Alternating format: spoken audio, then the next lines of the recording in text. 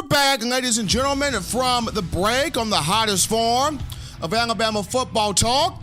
It's In My Own Words with yours truly, Stephen Smith of Touchdown Alabama Magazine.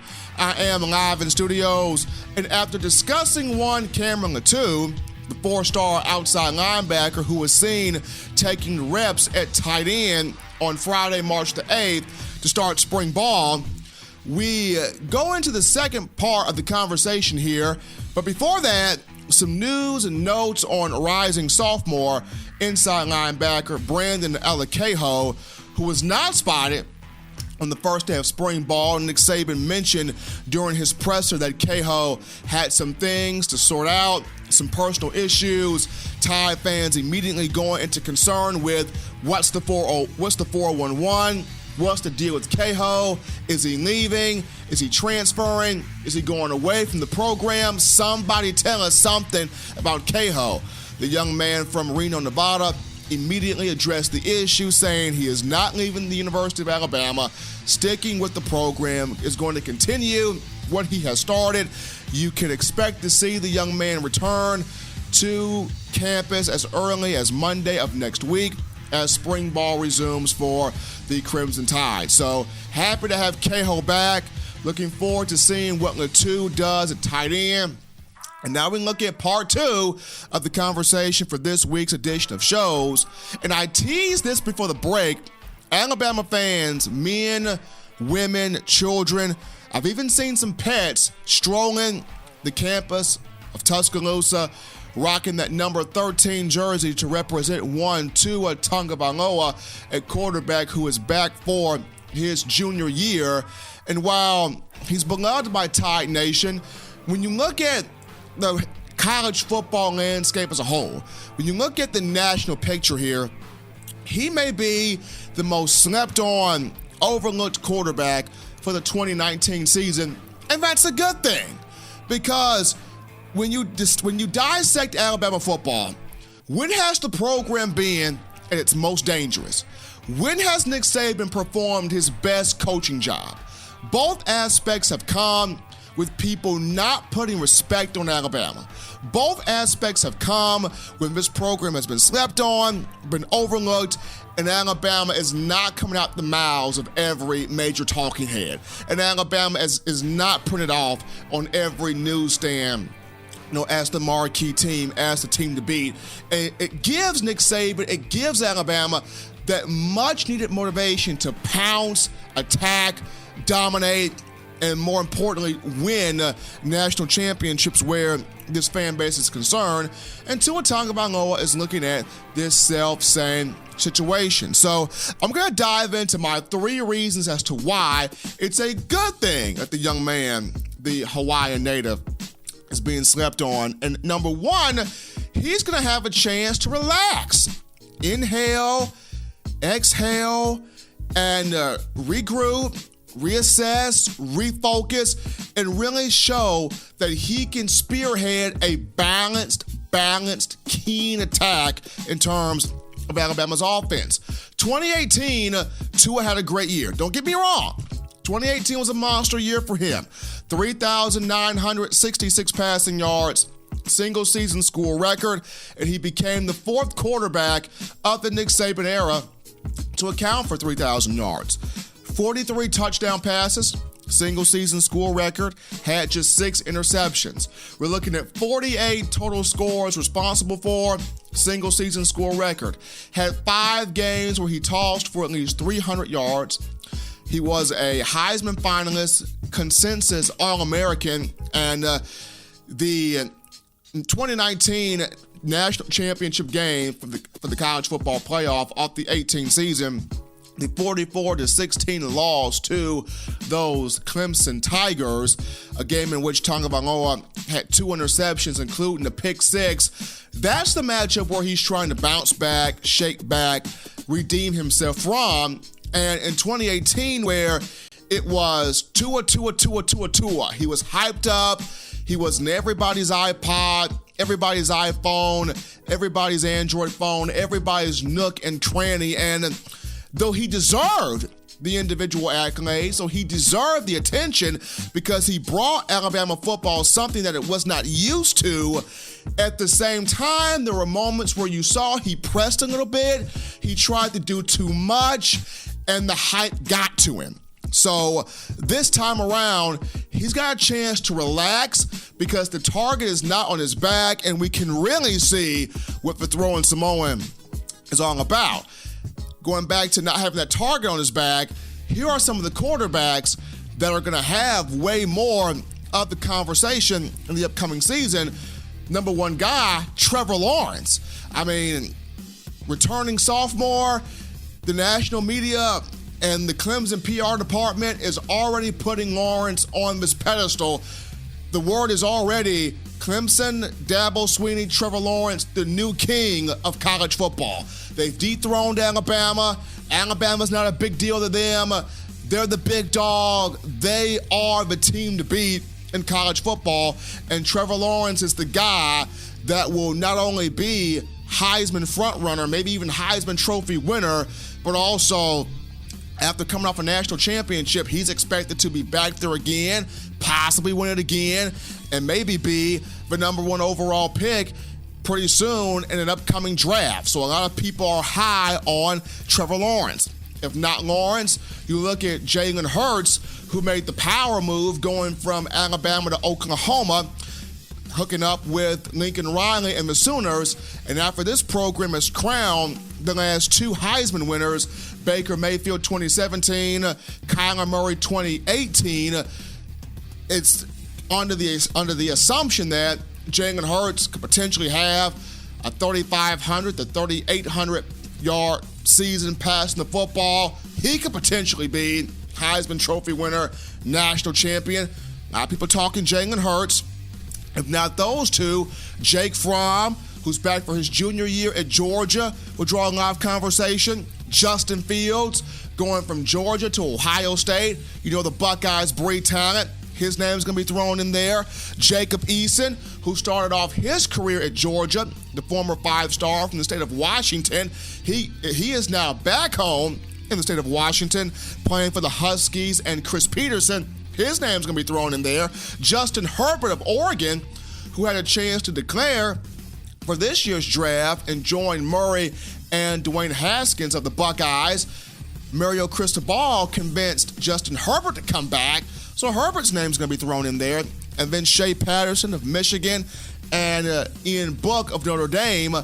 Just some names that are going to get a lot more conversation or look to be talked about more than one Tua Tagovailoa, which goes back to my point of he's going to have that chance to relax, reassess, refocus, and show that he can bring a true balance to this Alabama offense. And with Steve Sarkisian back as offensive coordinator and quarterbacks coach, this is going to be fun.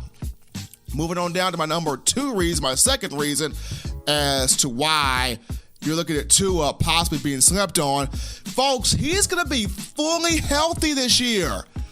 Started off last spring with the hand injury to start spring ball, banged his hand on the back of an offensive lineman's helmet, did not participate the remainder of spring ball, and it went from the hand injury to the knee injury to the ankle injury, and healthy Tua is far more different than Tua playing through pain.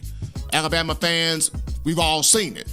As fans, you guys have seen it. As media personnel, I've seen it. Healthy Tua, different than Tua playing through pain. He's going to be 100% healthy in 2019 in the coming fall. And with all of these other names being thrown out there, Tua's going to look at, I'm healthy.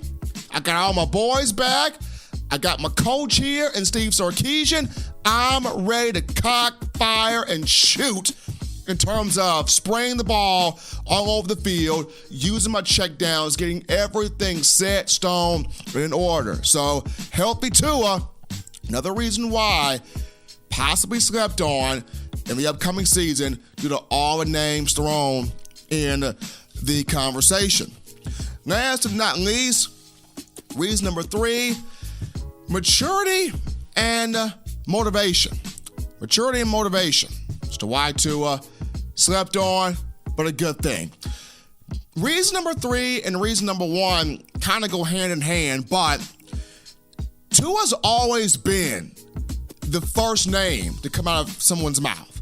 He's always been the first crayon out the box. And it's been that way for him in high school, in the Elite 11, when he finally got things in order with Trent Dilfer, and in the last 2 seasons at Alabama. Even though Jalen Hurts was good, people wanted to see when Tagovailoa gets out there, when the 5-star from Hawaii gets out there, just watch this kid. The ball jumps off his hand different. His accuracy is different. His precision is different. His leadership is different. Everything about him is different, and I love it. Comes from a lot of fans there. Also came from Trent Dilfer, of whom people kept trying to get Dilfer back on different radio shows and TV shows because they found out, hey, he's not blowing smoke. Hey, he's just not pumping up his own brand. This is a guy that actually worked with Tagovailoa, and he was right in his co-signing of the former 5-star, or the 5-star in the 2017 class. But seeing how he will not be the number 1 name in a lot of the conversation, that is going to drive Tua. That's going to drive Tua to want to be the best, to where when he steps into the huddle, Henry Ruggs, Devonta Smith, Jalen Waddle, Jerry Jeudy, Brian Robinson, Najee Harris, and the offensive linemen are saying, when 13's in here, we're going to win a football game. 13's in here, we're going to win a national championship. 13's in here, we are going to rip college football soul from its body and not give it back to him. That's going to motivate Tua. That's going to drive him. Because he's used to being the talk of the conversation. He's used to being the head honcho. He's used to being the first crown out that box. When he sees Trevor Lawrence getting pulled out first, Jalen Hurts getting pulled out, Jake Fromm getting pulled out, Jacob Eason, Justin Herbert, Justin Fields, all these other guys, even guys in the SEC like Jordan Ta'amu, Kelly Bryant, Nick Starkel, Kellen Mond, all these other guys being thrown into the conversation. When he sees that his name is not the first name, that is going to drive Tua to want to be better than what he's ever been before. And then you also have to look at the fact that the 2020 draft coming up after next season, he's going to want to be the first quarterback taken off the board. So that motivation, but most importantly, the maturity. Coming back, another year older, another year wiser, another year of understanding, hey, if I don't see the big bomb, don't fret, don't get discouraged, use my check down. Whether it's the 5-yard curl, whether it's the slant route, whether it's the post route, being able to see the whole field and really provide that balance between quick strike drives, soul-crushing drives, the motivation, the maturity will all come into play for Tua Tagovailoa. So, going back over this again here, my 3 reasons as to why. My 3 reasons as to why it's a good thing that Tua is going to be slept on, is going to be overlooked for the upcoming season. Number 1, the brother's going to have a chance to relax, breathe, assess, refocus, get it done. Number 2, Tagovailoa, healthy. Does not have a target on his back, healthy, and you're going to see what he's really made of when he has all the members working there. Number 3, the maturity and the motivation. Him not being the first crown pulled out that box, the first name being talked about, is going to drive him to want to be the best in college football in the upcoming season. And not just that, the maturity of understanding the entire field, taking the check downs, taking the deep shots that they're there, and really running a balanced attack under Steve Sarkisian. Look forward to seeing the best yet of Tua Tagovailoa at quarterback. Taking our final break here on In My Own Words. As always, you can check out the Touchdown Alabama Magazine app, your number 1 source, your stop shop for all things Crimson Tide football. You can get it from the iPhone App Store, you're rocking Team Apple, Google Play Store if you're doing Team Android. The podcast options, we got you. iTunes, SoundCloud, Apple Podcasts, Spotify, Google Play, Stitcher, Overcast.fm. What are you waiting for? You want to check out the hottest show on the streets? In my own words, we got the podcast options for you. Upon our return, ladies and gentlemen, we dive into Mac Jones, continuing the quarterback talk. Mac Jones, what is going to take for him to truly be that guy behind Tua, or even fight to be in that conversation of quarterback in the upcoming season? He's getting some work in, but we dive into Mac Jones and his journey. On the other side of the break, don't go anywhere, folks. It's in my own words.